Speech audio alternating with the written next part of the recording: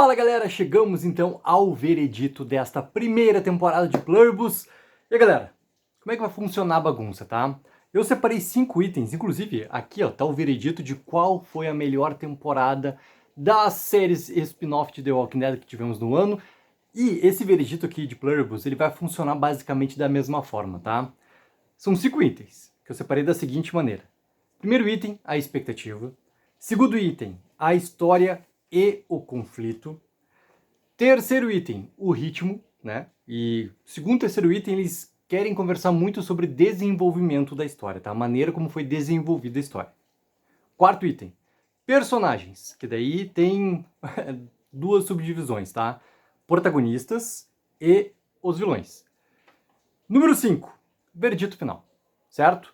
Então assim, galera, já peço também para vocês colocarem nos comentários de vocês aqui qual o veredito de vocês para essa primeira temporada de Pluribus. Se quiserem dar nota, pode dar nota também, que eu vou brincar de dar uma nota também no final desse vídeo aqui, quando chegar no veredito final. Então, galera, primeiro item aqui sobre expectativa, tá? Obviamente que conversamos muito já ao longo desta primeira temporada. Na verdade, assim, um pouquinho antes da temporada começar, eu já tinha feito um vídeo ali com as primeiras impressões, né? Que era, na verdade, já trazendo as críticas americanas, que lembrando, dos 9 episódios, os críticos americanos tiveram acesso até o 6º episódio para fazer a sua crítica, certo? A sua primeira crítica, porque a Apple não liberou todos os episódios. De vez em quando os serviços de streaming, né, eles trabalham dessa forma, assim, principalmente com as séries, tá? Então, quando eu fiz aquele primeiro vídeo ali, já dava para ter um bom indício sobre o que esperar sobre a série. Mas qual era a minha expectativa na real, tá? Não sei como que vocês descobriram essa série, se vocês já são assinantes da Apple, se já viram lá que queria estrear uma série tal no final do ano, aquela coisa toda, se já ficaram sabendo que essa série tinha, por causa do gênero dela ali, alguma similaridade em relação à Ruptura, por exemplo, e já gostava de Ruptura, então, pô, vou assistir essa Pluribus aqui para entender o que é, como é que funciona aquela coisa toda. Eu já sabia dessa série, tá? Na real, desde o início do ano. Por causa, obviamente, né, do trabalho de produzir conteúdo e tudo mais, então tá muito atento ao que vai ser, né, lançado no decorrer do ano, tanto em filmes quanto em séries e tudo mais, tá? Só que na verdade, tá, Pluribus ele não tinha nenhuma grande informação sobre o que seria realmente a história. Tinha um grande mistério, que a Apple levou esse mistério até, na verdade, assim, a série estrear, basicamente, tá? E isso foi muito interessante, assim, porque isso trabalhou muito com uma expectativa tal, uma expectativa controlada, assim, porque mesmo com o trailer da série, tu não tinha muitas informações sobre o que queria acontecer no andamento dessa série, mas que sim, estava colocado que teria um grande mistério ali para acontecer e tudo mais, o que a gente foi entendendo episódio após episódio. E a sinopse da série também, ela é uma sinopse bem, digamos assim, vaga no seu contexto, comentando sobre felicidade e afins e tudo mais, né? Ele não entra tão a fundo assim. Então essa questão toda do mistério, cara, foi algo que realmente levou muito, tá? Essa parte de pré-estreia de Pluribus, que gerou muito essa questão de expectativa, assim. Ou seja, eu tinha uma expectativa que estava controlada no momento. Eu estava muito querendo assistir para ver o que queria acontecer nessa série. Muitos já estavam esperando essa série por causa do seu criador. Obviamente que era o novo trabalho do Vince Gilligan, e o Vince Gilligan, por causa dos seus trabalhos anteriores, obviamente que ele tem ali já uma base de fãs muito consolidada, muito forte, que já levam, né, a levar uma expectativa, digamos assim, para o próximo trabalho dele. Então tem essa parcela do público também. Eu, cara, como eu já falei em algum vídeo de Pluribus aqui no canal, eu não assisti ainda Breaking Bad na minha vida, não assisti Better Call Saul ainda na minha vida, assisti Arquivo X na minha vida. E eu sei que é né, algo que eu ainda vou assistir bem tranquilo na minha vida ainda, mas, cara, acabei não assistindo, então eu não tinha essa parte de conexão tanta assim com o Vince Gilligan, tá? Mas, obviamente, sabia o seu marco de trabalho e estava também muito curioso para saber qual seria, né, o seu retorno ao gênero, digamos assim, desse sci-fi e tudo mais, de algo que envolvesse mistério e tudo mais. Então, a expectativa era uma expectativa da minha parte, cara, que existia, mas era uma expectativa controlada. Existe um produtor de conteúdo chamado Abraham Joy, E galera, pô, sigam ele lá no Instagram, porque ele faz um baita de um trabalho. Ele faz um baita trabalho já há muito tempo, é muito massa o trabalho dele. E ele virou também um influenciador, cara, da Apple. Então a gente começou a conversar depois de Ruptura e tudo mais. E ele já tinha me chamado a atenção. Cara, espera. Ele tinha já tido acesso, tá, aos 2 primeiros episódios de Pluribus antes da estreia. E ele já me chamou assim a atenção ao seguinte ponto. Cara, assiste, porque acho que essa série vai te agradar. Porque se Ruptura te agradou da forma como te agradou, eu fiz Ruptura completa da segunda temporada aqui no canal de Ruptura, Pluribus, ele vai, acho que te chamar a atenção, acho que tu vai gostar ali também. Então esse ponto, expectativa, assim, deu, digamos assim, um hypezinho, um leve hypezinho. Né? Porque, obviamente, ele não me contou nada do que acontecia na trama desses 2 primeiros episódios ali, que foram os mesmos 2 que a gente assistiu assim que o Pluribus, né, estreou e tudo mais.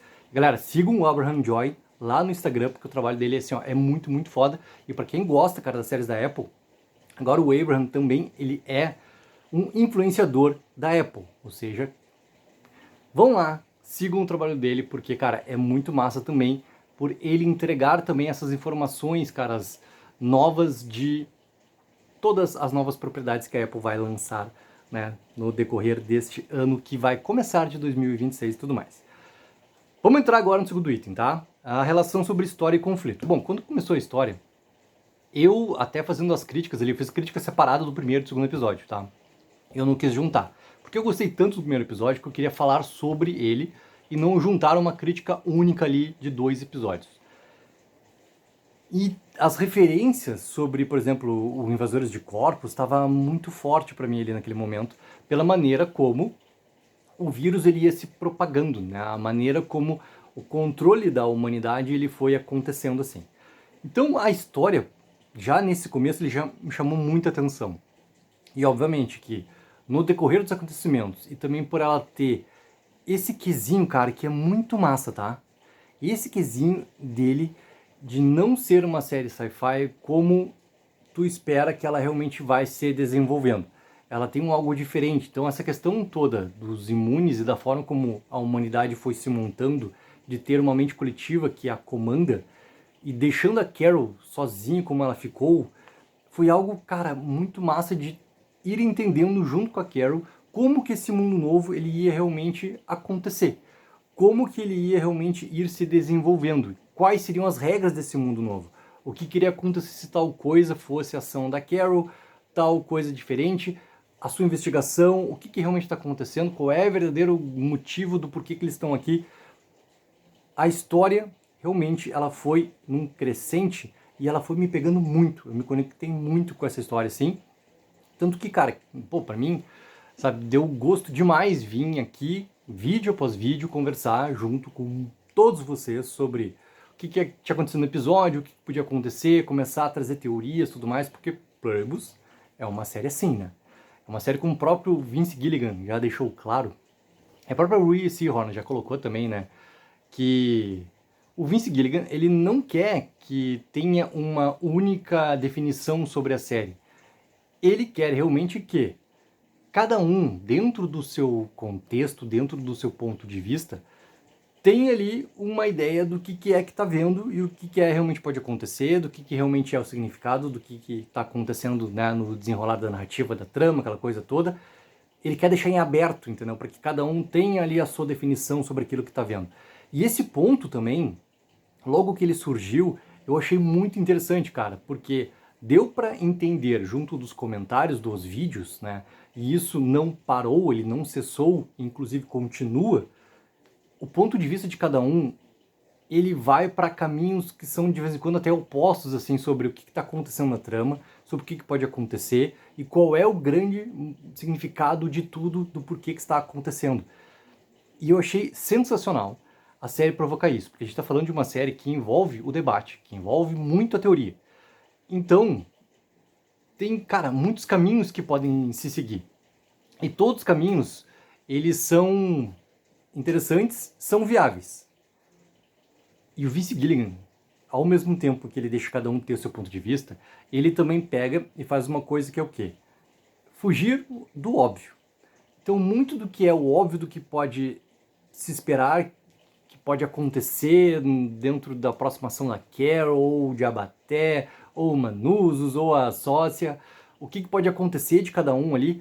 Cara, é muito interessante que a série ela vai brincando e ela vai fugindo dessa obviedade do que seria uma história desse gênero. E esse ponto também é algo que me trouxe muito interesse para continuar. Não só assistindo a série, mas vindo aqui debater, procurando conteúdo, tanto em portais americanos, quanto de produtores de conteúdo também, tanto aqui no YouTube brasileiro, quanto produtor de conteúdo, né, americano. O universo inteiro está falando de Pluribus. Por quê? Porque Pluribus, ele furou a bolha. Ele saiu daquele grupo que já é consumidor de uma série desse gênero. E também do público consumidor de uma série de mistério. De uma série que provoca debate, provoca teoria. Ele alcançou patamares, cara, de inclusive passar ruptura, né? Esse marco aconteceu para Pluribus. Ele consegue falar com um público muito maior do que acho até que o próprio Vince Gilligan esperava que ele chegasse. Então, para ver o quanto que essa história realmente foi trazendo uma curiosidade e foi também cada vez mais, cara, angariando fãs ao redor do mundo, por completo. E isso é um grande, grande, grande feito, cara, que tem essa obra aqui. Falando sobre o conflito, cara, o conflito, ele também, ao mesmo tempo desse desenvolver da história, ele foi também nos provocando muito para que a gente tentasse preencher essas lacunas, tá? Nunca que numa primeira temporada a gente teria as respostas por completo sobre tudo. A série, como qualquer outra série desse gênero, qualquer outra série desse tipo, ela vai te fomentando com possibilidades e ela vai te dando argumentos para o sim e para o não e vai te dando vários caminhos que tu pode seguir. É um grande quebra-cabeça que tu precisa montar, que de vez em quando vai ter uma ou outra informação que vão se encaixar de maneira até mais fácil, mais simples e mais rápida do que outras. E que muita coisa que aconteceu no episódio 2, ele vai ter uma grande consequência no episódio 7 e assim por diante. A gente vai entendendo por que tal coisa está sendo apresentada daquela forma, que parece um pouco solta, que daí entra nessa questão que é muito importante. Nada nesse roteiro ele está ao acaso. Ele é um roteiro que está muito bem pensado, muito bem fechado. E isso não significa que ele tem que te entregar todas as respostas em 9 episódios de uma primeira temporada, sendo que tu já tem uma segunda temporada confirmada antes mesmo da estreia da primeira. E possibilidade para mais. Que é óbvio, tá? Vou botar um parênteses aqui nesse veredito, tá? Tem um parênteses nessa questão do o que a série pode entregar a mais de número de episódios e número de temporadas, tá? Além dessa segunda temporada que já está confirmada. A série tem que tomar muito cuidado de não cair em algo que é o quê? Sempre te apresentar novas possibilidades, novos caminhos, novas peças para um quebra-cabeça e não ter um controle sobre o ponto final que ele quer chegar. De tu acabar dando voltas porque a série está fazendo sucesso, porque a série está cada vez mais tendo ali uma audiência tal e dando uma resposta muito importante para a Apple. Ela tem que cuidar muito assim, ou seja, o trabalho do Vince Gilligan, dos seus produtores executivos e da sua sala de roteiristas agora para o futuro, ela tem que também ter ali um cuidado muito grande de não perder esse fio que eles querem contar de história para chegar no ponto final sem daqui a pouco ter um ou outro momento que tu coloque episódios ali onde tu claramente está ganhando tempo. Onde aparentemente tu vai brincar até de ter reclamações de ser um episódio filler, como teve algumas reclamações durante a temporada, inclusive, né, que envolve até o terceiro item aqui dessa lista, tá? Que é em relação ao ritmo. Tu pode ter esse tipo de reclamação acontecendo ali se tu perder o foco de contar esse principal da história. De parecer, para uma parte do público, que tu tá simplesmente matando tempo ou ganhando tempo para ter mais episódios e mais temporadas e tudo mais. E daí tu acaba tendo episódio filler.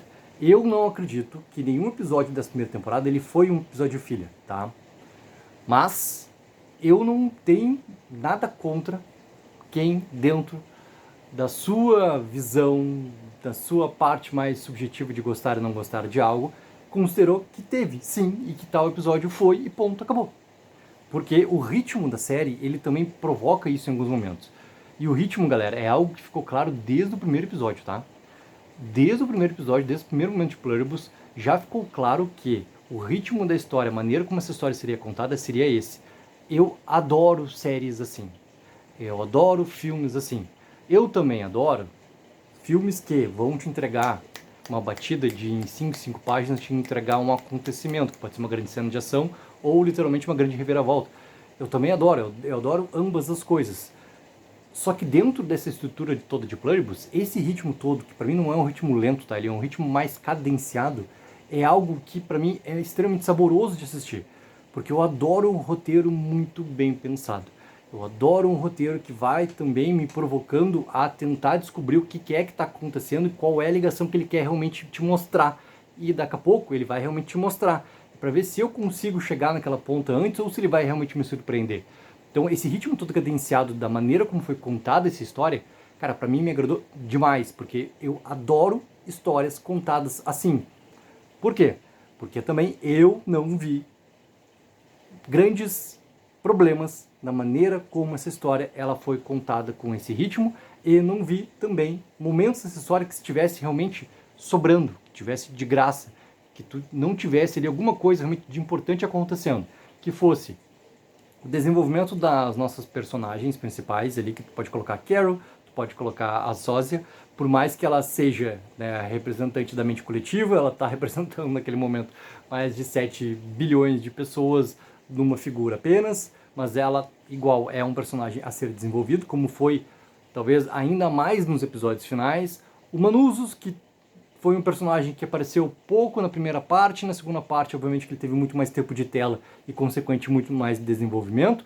O Diabaté, que aparece em 2 episódios e tem uma importância também com o desenvolvimento tal. E tu vai tendo essas questões todas ali sendo apresentadas com esse ritmo mais cadenciado. E ele não deixa de perder o foco sobre o principal, que é essa jornada toda da Carol, e ao mesmo tempo trazendo uma enormidade de discussões, uma enormidade de coisas que as pessoas começam a colocar do que até representa essa trama, do que é que o Vince Gilligan quis colocar nesse texto todo dele, o que significa tudo isso que a gente está vendo na tela. Então, o ritmo para mim ele funcionou muito bem, porque todas essas maneiras que ele achou para contar essa história, elas realmente se encaixaram. Mas, novamente, cara, é o campo subjetivo. É o que funciona para mim, não necessariamente vai funcionar para ti, e segue a vida. Quarto item. Sobre os personagens, tá? Que eu já dei até ali um leve spoiler agora, colocando essa parte final ali sobre o terceiro item do ritmo.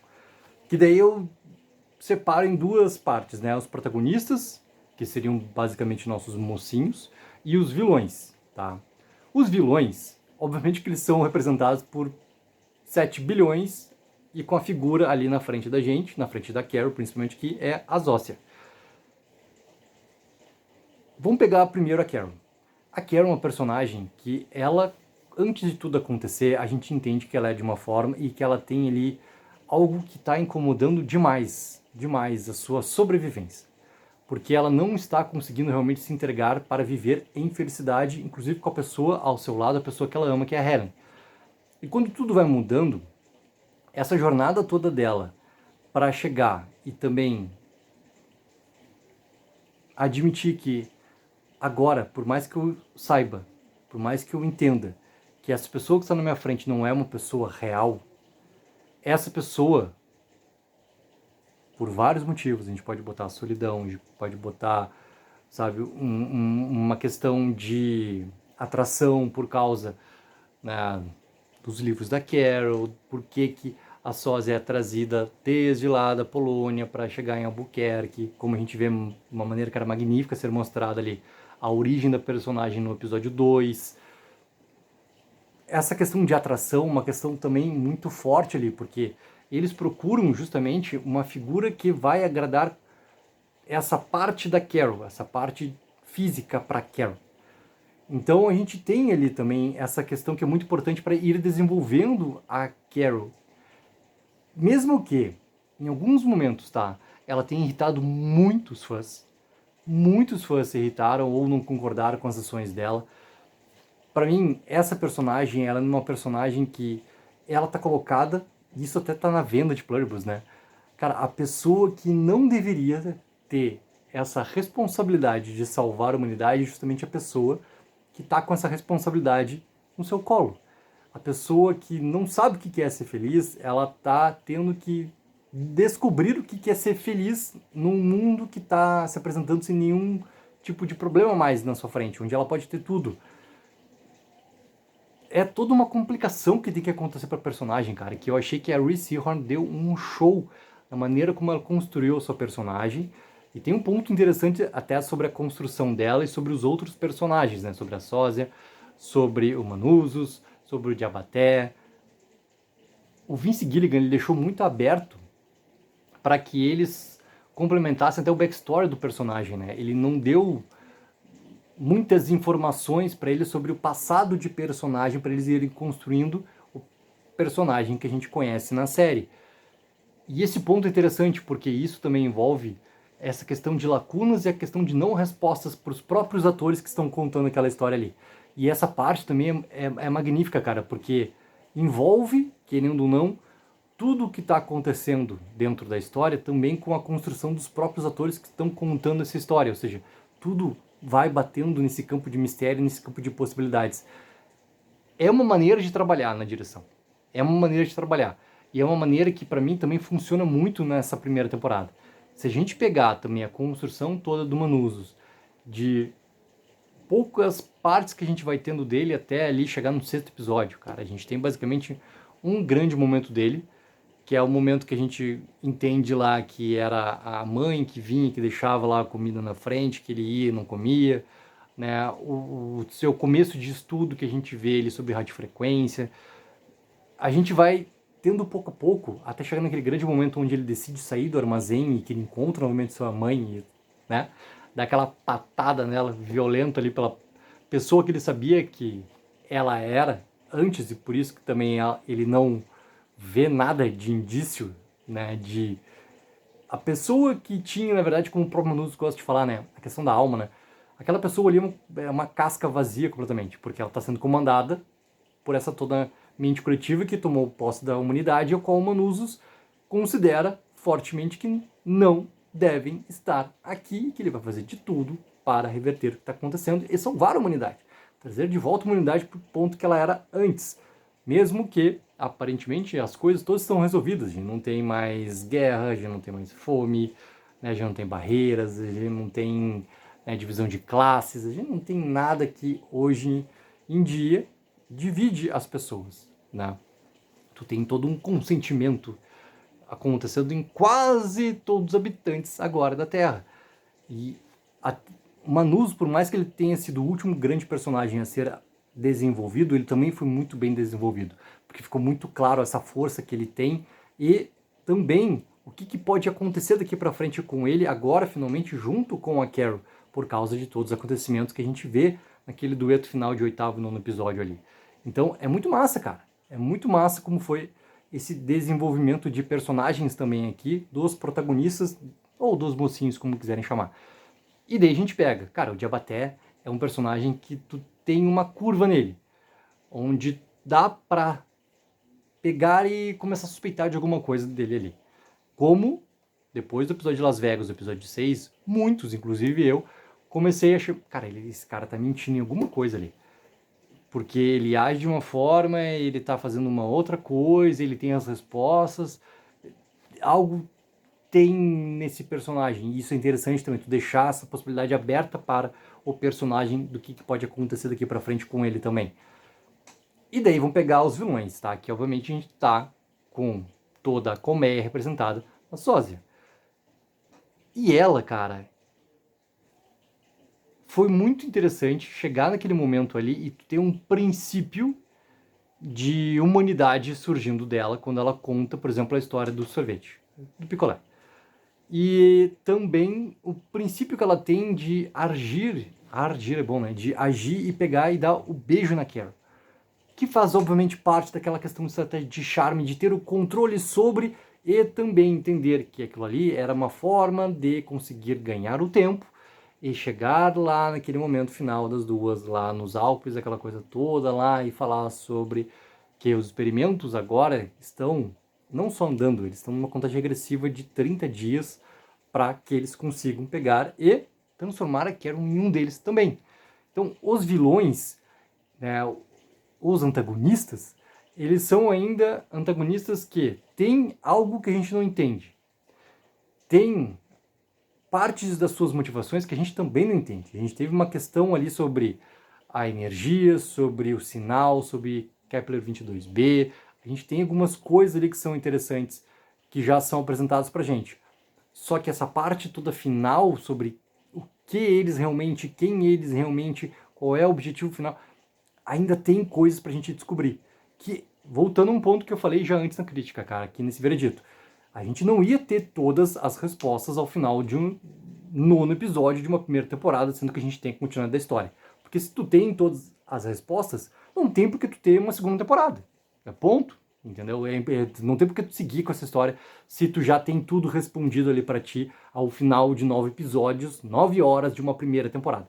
Então, é legal tu deixar ainda essas coisas em aberto, porque, sinceramente, tem coisas sim sobre nossos antagonistas, sobre a nossa mente coletiva, sobre essa grande junção, os outros, a grande colmeia, que ainda está incerto, que a gente ainda vai ver curvas acontecendo sobre. E galera, vamos chegar aqui ó, nessa parte de veredito final, tá? Antes do veredito final, cara, a cobertura de Pluribus ele não acabou aqui no canal, a gente tá agora fazendo cobertura sobre esse pós-encerramento da primeira temporada. Tem vídeos muito interessantes que vão sair ainda sobre essa parte que a gente vai estar agora de começar a teorizar o que pode acontecer daqui para frente. E tem uma, cara, que é muito massa sobre a teoria de Faraday em relação ao estudo que o Manuzzo já apareceu fazendo de uma maneira bem rápida ao final ali do nono episódio, um pouquinho antes da Carol chegar de helicóptero acompanhado de uma bomba atômica. Tá? Então, galera, esperem que tem mais conteúdo ainda sendo de Pluribus aqui no canal. Meu veredito final, cara, é que essa série, tá, ela me entregou algo que eu não esperava, porque, como falei na minha expectativa, né, tinha o indicativo ali do Abraham Joy, tinha o indicativo dos críticos americanos, tinha essa questão ali do Vince Gilligan quanto criador, mesmo eu não ter visto seus trabalhos anteriores, cara, obviamente que ele, como criador, tem já algo ali que tu entende assim, cara, vai ser algo massa que vai vir. O gênero, tudo mais, isso sendo feito dentro da Apple, tudo mais. Né? A Apple virou a casa do sci-fi, né? A casa do sci-fi moderno é a Apple agora. E como essa série ela me entregou algo que eu adorei saborear semanalmente, e eu tenho muitos pontos positivos do que alguns pontos negativos, esse veredito final pra mim, ele encerra, cara, com uma nota assim, ó, 9.6. Vou fazer uma nota de carnaval. Um 9.6. Por que eu não dou mais, cara? Primeiro, assim, porque eu quero muito que essa segunda temporada ela seja ainda melhor do que essa primeira. E eu não dou menos porque essa série ela me entregou tantas coisas boas que eu adorei, porque eu também sou um amante desse gênero todo e eu adoro uma série também que provoca o debate, provoca a teoria, provoca dentro desse debate e teoria, cara, algo que é essas diferenças de argumentação e por que eu tô argumentando dessa forma, qual é o meu ponto de vista sobre. Que eu não vou dar uma nota, cara, inferior a um 9.6 para essa primeira temporada, cara. O quanto que eu adorei essa história de Pluribus e que vai ser um tormento, cara, esperar 2 anos quase, ou batendo esses 2 anos aqui pra gente ver uma segunda temporada, porque a sala de roteiristas, para quem já não acompanhou os últimos vídeos aqui, ela está acontecendo, e tu não tem ainda uma ideia clara de quando começa realmente uma pré-produção, porque os roteiros eles não estão fechados. Então, se tudo der certo, no segundo semestre agora de 2026, eles entram em pré-produção, entram em gravação. Então a gente pode imaginar que daqui a pouco, 2027, basicamente nesse mesmo momento que teve o lançamento da primeira temporada agora, tá? Um outubro, um novembro, 2027, para o lançamento de uma segunda temporada de Pluribus. Então agora a gente vai ter essa grande lacuna toda entre temporadas, que é aquilo, cara. Eu não gosto dessa maneira como os streams estão lidando com as temporadas de uma propriedade. Eu acho que é mais prejudicial do que benéfico, entendeu? Ele perde a atenção do público, ele dá um esquecimento sobre o tal outra coisa que aconteceu, e daí eles têm que se preocupar muito em trazer novamente a atenção do fã, trazer na lembrança do fã muita coisa que ele já esqueceu da trama. Ruptura 2027 também aparentemente vai ter a sua terceira temporada. Então, o 2027, para quem gostou de Ruptura, segunda temporada, quem gostou de Pluribus, primeira temporada, se prepara que vai ter provavelmente dentro da Apple, primeiro semestre de 27 Ruptura, segundo semestre de 2027 Pluribus acontecendo. Galera, coloque embaixo nos comentários qual é o veredito de vocês para essa primeira temporada de Pluribus e coloque a nota também. Vamos brincar de dar nota também nesse negócio aqui, porque eu não dou nota nas críticas, né? Mas no momento do veredito é legal de brincar de nota. Para quem acompanha já aqui o canal, quando eu faço live, tá? Eu faço live de qualquer série do universo The Walking Dead, faço live de From. Para quem, cara, acompanha From volta agora em 2026 com a sua quarta temporada. Cobertura completa aqui no canal também.